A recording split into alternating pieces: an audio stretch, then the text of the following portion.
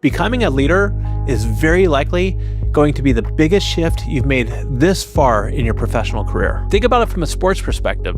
It's not like you're a player on the field and you're going from one position to the next. Now you're going from being a player to a coach. And this takes a completely different shift in your mindset and your skill set. My name is Damon Lembi. I'm the CEO of Learnit, a live learning platform that's upskilled over 2 million people over the past 3 decades.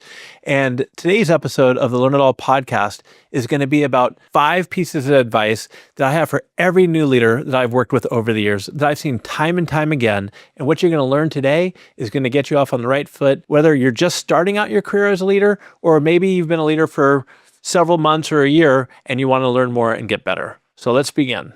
Number 1, you need to learn how to win through your people.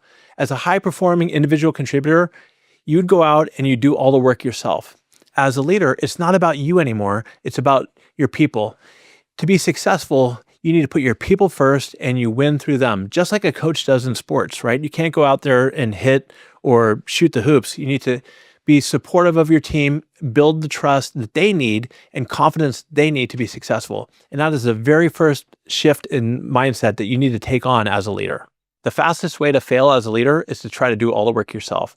This is a big change for you. You need to learn how to delegate. We're not going to get into the specifics of delegation. I'll put a link or two into the show notes so you can learn more about delegation. But the reason why it's so important to learn how to delegate is you need to build trust with your people. And the best way to build trust with your people is give them clear directions, tasks, and autonomy to do their work and be there for them and support them, because they'll make mistakes, but they're going to learn from those mistakes. And if they know that they have a leader that trusts them and believes in them, it's the first thing you can do to build that trust and be on your way to having a successful team. I want you to think about it this way. Leadership isn't about being a hero yourself. It's about building a team of heroes around you. Number 2, when you first come on board as a leader, it's very important. Don't rush in to make decisions and make changes. The very best thing you can do is listen, be curious, and learn. I see a lot of inexperienced leaders feel like they have to rush in and make changes to prove their worth.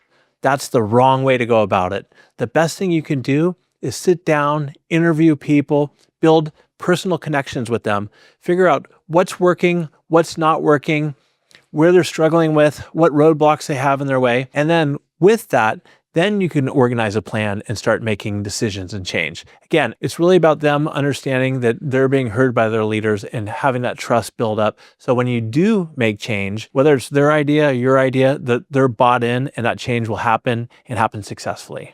Number 3 is you need to model the behavior you want your team to have, okay? As a leader, if you expect your team to be continuously learning, then you need to go out there and show them that you're always open to learn and grow. If you want to have people who can receive feedback, which by the way is super important, then you need to be open to feedback yourself. Another thing I want to point out, as a leader, you're always on stage. People are always looking at you and they're seeing how you're behaving and they're going to model that behavior as well. So people are always going to look to see how you show up. Are you showing up on time? Are you looking professional? Are you interacting with people in a way that they want to be interacted with? So be intentional about how you show up, model the behavior that's important for you, and your team will follow that direction. Number 4 is take accountability for your success. First and foremost, sit down with your boss and set very clear expectations. What does success look like with them? What does success not look like? What can you do to help them in their role? Get that clear first and foremost. Then make sure that you're given the tools and the resources you need to be successful. I said this before, it's a completely different skill set from being a high-performing individual contributor to being a leader. Since it's a completely new skill set, you need to ask for your leaders to invest in you in professional development so you could pick up and learn those skills, whether it's classes at Learnit, whether it's an executive coach, or maybe it's even a mentor. Whatever it is, you can't go at it alone. You need to learn and evolve. And the best way to do it is through some type of coaching, some kind of learning to help you achieve and upskill in new ways to be successful. Because if you're successful, then your team's going to be successful. If your company is not going to invest in you, that can't be a deal breaker. You need to have the initiative to go out on your own and figure out what you need to do to be successful as a leader. One recommendation I have for all new leaders is read biographies. For $14, you can go to the library and pick up a book on some of the leaders you admire most. You can learn from their trials and tribulations. You have to figure out how you're going to invest in yourself to help you ramp up on these skills. And you can't leave that up to somebody else. You need to take ownership over your own personal development. Number 5, this is super important. You're going to make mistakes. When you step into the leadership role, what you try and you do now, things are going to change. So do your best, try, learn, receive feedback, learn from that feedback, try new things. And remember, you're going to make mistakes. My advice to leaders is try not to make the same mistakes. When I first stepped into a leadership role, I remember struggling with sitting down and having difficult conversations with people. And I let them go on and on and on. And I would avoid them, or I'd even delegate them off to other people. What I learned over time is that's a big mistake, because other people would see that these conversations were being avoided and it set a bad example. So what I learned is you need to step up, get out of your comfort zone, have those conversations. And in the long run, it's best for everybody. Realize you're going to make mistakes. Don't beat yourself up for making mistakes. Learn from them and make new mistakes. The best leaders I know who are trustworthy say, look, I got this wrong. Here's what I learned from it. And here's what we're going to do differently next time. Let's recap what we discussed.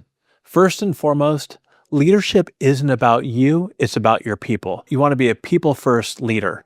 And the 5 pieces of practical advice I shared with you today is number 1, like I just mentioned, you win through your people. You're a coach, not a player. Number 2, when you first come on as a leader, it's all about being curious and listening and learning. It's not about taking action until you've built a personal relationship and that trust with your team.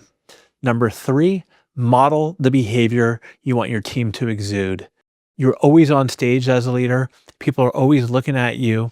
So you want to have the confidence and you want to show up the way you want others to show up. Number 4, you got to own your own growth, own your own success. Set expectations with your leader up front and demand that they invest in your skills. Because like I said, it's a completely different skill set than it is as an individual contributor. If your company won't invest in your professional development, you need to take your own ownership and do it yourself. And number 5, you're gonna make mistakes. Mistakes will happen. Don't beat yourself up over them.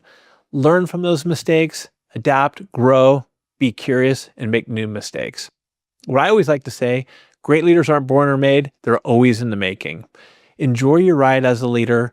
You're going to be doing great things out there. You're going to be inspiring people, helping them believe in themselves. And what I want you to do is think about others you may know who are stepping into a leadership role for the first time, or maybe they're struggling as a leader, and share this episode with them. I'd also like you to check out my book, The Learn It All Leader, because I think there's some great advice in there.